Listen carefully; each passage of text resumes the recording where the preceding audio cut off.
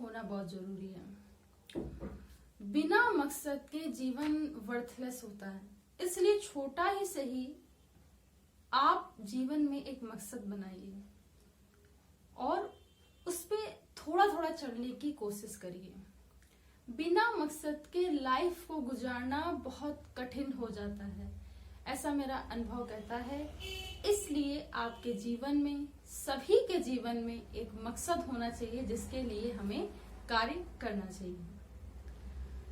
एक बात और मैं आप सभी से कहना चाहती हूँ कि अगर आपके पास समय है तो उसे सृजन में लगाइए, उन चीजों में लगाइए जो आप करना चाहते हैं और जो आपके अंदर है। यूं ही बैठने से कुछ भी नहीं आता है, तो इसलिए हमेशा प्रयास करते रहिए और आगे बढ़ते रहिए।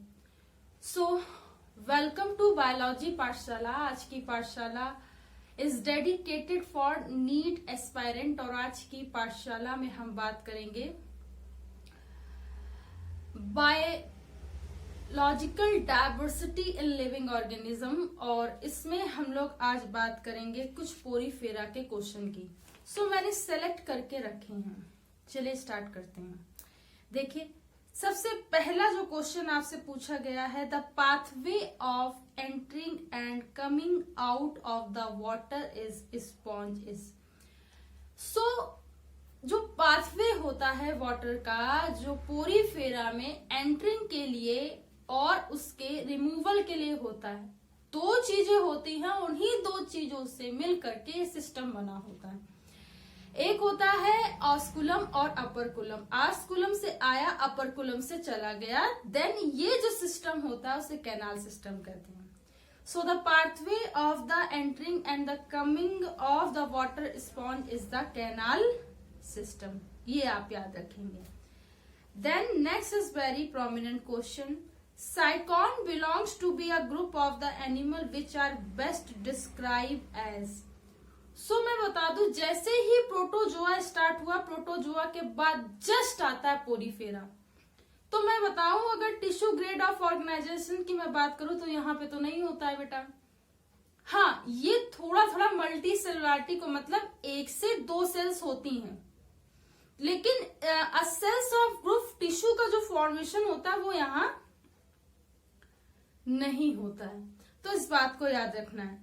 तो a cycon is a belongs to be a group of is best described that a multicellular without any tissue grade of organization। multicellular तो होते हैं लेकिन कोई भी tissue grade of organization नहीं होता है, ठीक है। नेक्स्ट क्वेश्चन देखिए, animal devoid of the respiratory and the excretory and the circulatory organs are. मतलब डिवॉइड का मतलब अभाव होना, किसमें नहीं होते हैं, that is a sponge, because they have only a multicellular organism, they have a no type of system like a respiratory system, circulatory system, excretory system, so इसलिए ऐसा इसमें होता है, याद रखेंगे, इसे स्पॉन्ज होता है। नेक्स्ट क्वेश्चन है, a sponge can be distinguished by the presence of। मतलब बेसिकली क्या इसमें प्रेजेंस होता है जो हम कह दें कि हाँ ये स्पॉन्ज होता है बेसिकली। सो कोइनोसाइट सेल्स होती हैं और कोइनोसाइट्स इसमें क्या होती हैं, प्रेजेंस होती हैं, ठीक है। तो इसे आप याद रखेंगे, कोइनोसाइट्स इसमें क्या होती हैं, प्रेजेंस होती हैं, ठीक। नेक्स्ट जो क्वेश्चन है, a membrane of phylum Porifera is. So membrane of phylum Porifera होती कैसी है ऐसी। देखिए, जो मेम्ब्रेन होती है बेसिकली पोरीफेरा के एनिमल कहाँ रहते हैं, मतलब कुछ मेरीन इनका रीजन होता है, कुछ कैसा होता है एक्वेटिक फ्रेश वाटर वाला होता है ना। तो both the mostly in the marine and a few fresh water. मतलब कुछ तो कैसी होती है, मेराइन वाली होती है, एंड कुछ कैसी होती है, फ्रेश वाटर वाली होती है, ठीक है। नेक्स्ट क्वेश्चन देखिए, a metazoa without tissue organisation is called.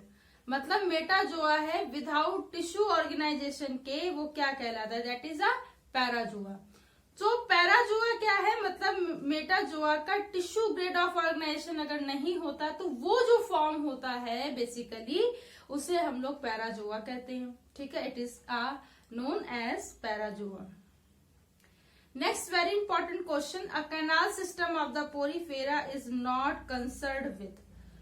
तो मतलब किससे कंसर्न नहीं करता। देखो कैनाल सिस्टम क्या होता है, वाटर की एंटरिंग एंड रिमूविंग आउट के लिए होता है। पहले तो आप ये समझिए कि इसका मतलब बेसिकली फंक्शन क्या होता है, तभी तो आप बता पाओगे कि क्या है ना चीजें। तो भाई कैनाल के सिस्टम मान लीजिए कैनाल सिस्टम है, यहाँ से इसकी एंट्री होगी, यहाँ से रिमूव आउट होगा, और ये मान लीजिए ऑस्कुलम है, ये अपर कुलम है, ठीक है, ये ऑस्कुलम, ये अपर कुलम, ये पूरा सिस्टम क्या है, इससे हम लोग क्या बोलेंगे, कैनाल सिस्टम, है कि नहीं। तो अब ये इसका काम होता है। अब इसके एक्सेप्ट जो भी चीजें दी होंगी वो नहीं होंगी, सीधी सी बात है। सो कह रहा nutrition, respiration, sexual reproduction, none of this. तो भाई इसमें वो ऑप्शन ही नहीं दिया मैंने, तो आपको देखिए दोनों तरीके से बता दिया है। भाई इसका ये काम होता है, अपर ऑस्कुलम होते हैं, कैनाल सिस्टम पाया था, वाटर के entering and the squirt out के लिए होता है। बात समझ में आती है। और स्पेसिफिसिटी है पोरीफेरा की।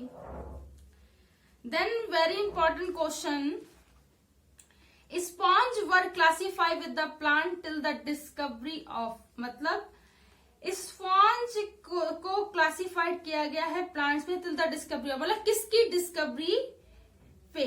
So the circulation of water, क्यों, क्योंकि इसमें जो सर्कुलेशन होता है, अभी मैंने ये बताया प्रीवियस क्वेश्चन में कि क्या होता है कि एंट्रिंग एंड स्कीट आउट के लिए वाटर का, भाई वाटर लिविंग के लिए है, सर्वाइवल एक्टिविटी के लिए जरूरी होता है। So the sponge were classified with the plants till the discovery of the, so आप लोग इसे याद रखेंगे। देन नेक्स्ट क्वेश्चन देखिए, most important character of all sponge is a coenocyte. Coenocytes एक सेल्स होती हैं बेसिकली, ओके। तो इसका जो मोस्ट इंपॉर्टेंट जो बेसिकली कैरेक्टर होता है वो क्या होता है, कोइनोसाइट्स होता है, ठीक है। एक तरीके की स्पेसिफिक सेल्स होती हैं, और ये मतलब जो मैं ये कहूं कि जितने भी एनिमीज हैं उनके लिए एक्टिवेट होती हैं, ठीक है। नेक्स्ट क्वेश्चन देखिए, फंक्शन ऑफ थीकोसॉइट इन ए ल्यूकोसोलोनिया। सो ल्यूकोसोलोनिया में थीसोसॉइट का फंक्शन क्या होता है, फूड स्टोरेज का होता है। क्या होता है, फूड स्टोरेज का होता है। नेक्स्ट क्वेश्चन देखिए, Wilson experiment is sponge related with. Wilson एक साइंटिस्ट थे, उन्होंने एक्सपेरिमेंट किया था और रीजनरेशन कैपेसिटी को बताने के लिए स्पॉन्ज में कि कैसे इनमें रीजनरेशन कैपेसिटी की हायर ग्रेड होती है, उसको बताने के लिए उन्होंने दिया था। तो Wilson experiment is the sponge is related with the regeneration. Next very important question, the totipotent cells of the sponge are archaeocytes. Totipotent का मतलब क्या होता है, ऐसे स्टेम सेल्स जो कई सारी सेल्स को डेवलप करें, डिफ्रेंसिएशन करें, ठीक है, डेवलपमेंट एंड डिफ्रेंसिएशन, ठीक है, खुद में उनकी क्या हो, there is it is a specific type of a cell that have a capability to produce individual different type of a cell and differentiate to the another part of the body. तो ये बहुत important होता है, ठीक है। तो आप इसे याद रखेंगे कि totipotent cells of the sponges are archaeocytes. क्या होती हैं, आर्कियोसाइट्स होती हैं। Next very important question, sponge is a sessiles. कैसे होते हैं, सेसाइल्स होते हैं, ठीक है, ये याद रखोगे, ठीक है, इंपॉर्टेंट है। Next very important question, gemmules formation sponge is helpful in a. तो जिम्यूल्स का जो बेसिकली फॉर्मेशन होता है रिप्रोडक्शन में होता है, कौन से, ए सेक्सुअल रिप्रोडक्शन में। आपको याद रखना है कि ए सेक्सुअल रिप्रोडक्शन में हेल्प होता है, ए मतलब एब्सेंट, सेक्सुअल मतलब, तो जिम्यूल एक पार्ट होता है उसी के फॉर्म में, मतलब कुछ स्पाइक लाइक स्ट्रक्चर में, कुछ अलग स्टार लाइक स्ट्रक्चर में, अलग अलग टाइप से मतलब इनका फॉर्मेशन होता है स्पॉन्ज का, ठीक है। तो आप इसे याद रखेंगे। सो मेरे प्यारे बच्चों, आज की पाठशाला में इतना ही। कल की पाठशाला में नेक्स्ट सीरीज को स्टार्ट करेंगे। सो अगर आज की पाठशाला आपको समझ में आई हो, अच्छी लगी हो, तो इसे ज्यादा से ज्यादा बच्चों तक शेयर कीजिए, लाइक कीजिए और सब्सक्राइब कीजिए। बायोलॉजी पाठशाला का बेल आइकन, उस घंटे के बटन को दबाए रखिए ताकि आने वाली लेटेस्ट अपडेट आप तक पहुंच सके। Thanks to all student to watch my Pathshala. Thanks again, प्रणाम।